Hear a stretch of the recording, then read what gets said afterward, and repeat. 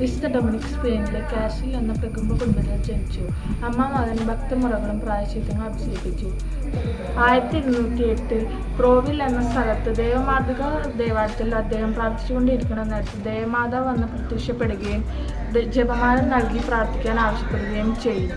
രാത്രി പ്രാർത്ഥനയിലാണ് അദ്ദേഹം കൂടുതൽ ചെലവഴിച്ചത്. രാവിലെ എഴുന്നേറ്റ് ശരീരത്തിൽ നിന്നും ചോര വരുന്നതുവരെ അദ്ദേഹം ചമ്മട്ടി കൊണ്ട് അടിക്കപ്പെട്ടുമെന്ന് അറിയപ്പെടുന്നു.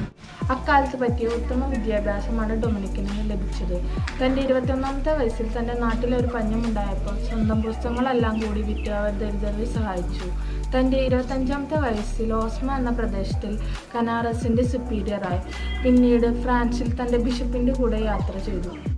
മറ്റുള്ളവരെ സഹായിക്കാനായി അദ്ദേഹം 3 സന്യാസി സഭകൾ ആരംഭിച്ചു. ചെറിയ പെൺകുട്ടികൾക്കായി പാഷണ്ഡതയിൽ നിന്നും അപബന്ധത്തിൽ നിന്നും സംരക്ഷിക്കാനായി സ്ത്രീകൾക്കായി അദ്ദേഹം ഒരു സഭ ആദ്യം തുടർന്നു.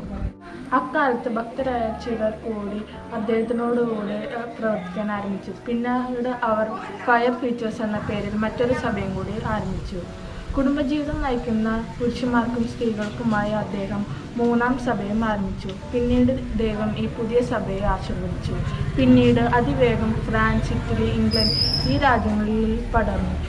അദ്ദേഹത്തിൻ്റെ പ്രസംഗങ്ങൾ വഴി അനേകർ മാനസാന്തരപ്പെടുകയും ചെയ്തു.